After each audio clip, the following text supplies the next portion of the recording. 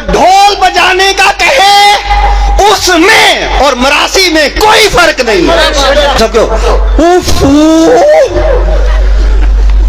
تمہیں پتا نہیں اس نے متھے وچ مان ہے, پیر ہے رجسٹرڈ لٹ.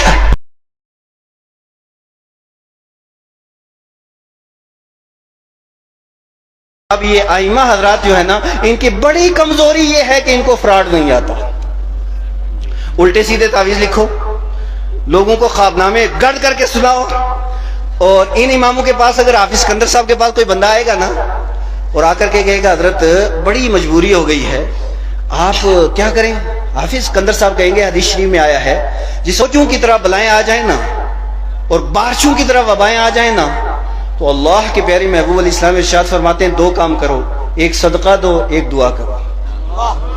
صدقہ دو اور, لیکن ہماری قوم وہ ہے نہ ان کو صدقہ سمجھ میں آتا ہے نہ ان کو دعا سمجھ میں آتی ہے. وہیں جس وقت جعلی قسم کا پیر ہوگا نا, فراڈی قسم کا سائیں ہوگا, اس کے پاس جائیں گے تو وہ کہے گا جناب والا ہو یہ تو بڑا مشکل ہو گیا, اچھا یہ ہو گیا ہے, مصیبت آنے والی ہے, لال کپڑا لاؤ, کالا دھاگا لو, 3 سوئیاں لاؤ, 6 پا ماؤں لاؤ, اور اس کے بعد دیسی مرغا لاؤ, اس کے اندر چٹا بال کوئی نہیں ہونا چاہیے, اور اس کے بعد کیا کرو, اس کو پھر بالکل اپنے علاقے سے باہر نکلو, وہاں جا کے دریا کے پاس جانا, یا اس کے بعد کسی کے پاس جانا, یا کٹھے میں جانا, اور جا کر کے وہاں باندھانا, اور بنانے کے بعد خود ہی کھانا, کسی دوسرے کو نہیں دینا, اور جس وقت کھا کھا کر تمہارا پیٹ پھٹنے والا ہو اٹھا کر کے پانی میں ڈال دینا. باقی یہ جہالت نہیں تو اور کیا ہے, یہ حضور کے دین کے ساتھ بغاوت نہیں تو اور کیا ہے, یہ نبی کی شریعت کے ساتھ مذاق نہیں تو اور کیا ہے. ہمارے نبی وہ ہیں کہ ام المومنین عائشہ صدیقہ عتیقہ رضی اللہ تعالیٰ عنہ کے گھر کے اندر حضور تشریف لائے ہیں, اور لانے کے بعد دیکھا کہ روٹی کا ایک ٹکڑا ام المومنین کے گھر کے اندر نیچے فرش کے اوپر پڑا تھا. آقا کریم علیہ السلام نے اس ٹکڑے کو اٹھایا, اٹھانے کے بعد اسے صاف کیا, اور صاف کرنے کے بعد اسے تناول فرمایا, اور ارشاد فرمایا عائشہ یہ رزق ہے, اس کی قدر کرو, جس قوم سے رزق ایک بار چلا جاتا ہے لوٹ کے واپس نہیں آتا ہے. میں آپ سے پوچھنا چاہتا ہوں, جو نبی یہ برداشت نہیں فرماتے کہ روٹی کا ایک ٹکڑا ضائع ہو جاؤ, فرش سے اٹھا کر کے اسے تناول فرماتے ہیں, وہ اتنا میٹیریل کٹھے اور کسی کے اندر ڈالنے کا کو برداشت فرما سکتے ہیں؟ کب تک یہ حالت رہے گی ہمارے معاشرے و سماج کے اندر؟ اور پھر ایک بات اور بھی آپ سے عرض کر دوں. اچھا حضرت, جو چھوٹے بچے ہوتے ہیں نا, لقمے کا شکریہ, جو چھوٹے بچے ہوتے ہیں ان کی چمڑی بڑی پتلی ہوتی ہے, یہ نفسیاتی بات ہے, بالکل شیشے کی طرح. اب جو جتنی بھی انسان کی یہ رگیں ہیں نا, ان کا رنگ تھوڑا سا نیلے رنگ کا ہوتا ہے, جتنی رگیں ہیں.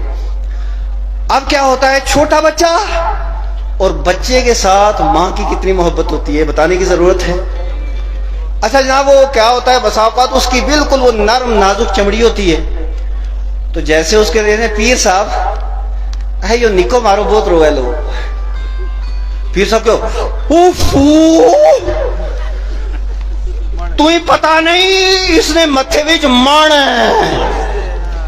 اچھا جیسے وہ پیر نے ہو کیا اور ڈر گئی بچے, یار اتنا بڑا ہو کیا, اس کا مطلب بیماری بہت بڑی ہے. اچھا پیر صاحب سے عورت پوچھتی ہے کہ پیر صاحب ذرا بتائیے اس کا علاج کیا ہے. اب پیر ہے رجسٹرڈ لٹ, نہ اسے قرآن کا پتہ, نہ اسے حدیث کا پتہ, نہ اسے فقہ کا پتہ, نہ اسے اصول فقہ کا پتہ, کیونکہ اس نے مدرسے کا منہ ہی نہیں دیکھا. ساری عمر تو اس نے غیر محرم عورتوں کا منہ دیکھا ہے. اسے کیا پتہ دین کا, اسے کیا پتہ حضور کی شریعت کا. اب جو اس نے وہ کیا نا, اس کے بعد عورت پوچھتی ہے پیر صاحب اللہ کا واسطہ بتاؤ تو صحیح اس کا علاج کیا ہے.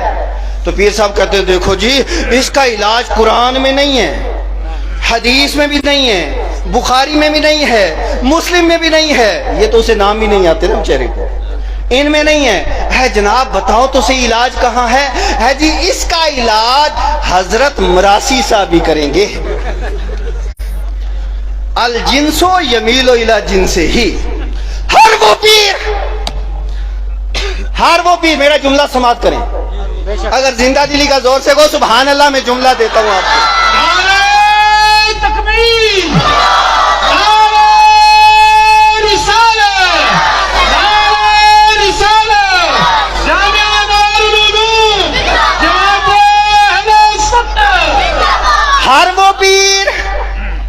جو ڈھول بجانے کا کہے اس میں اور مراسی میں کوئی فرق نہیں ہے.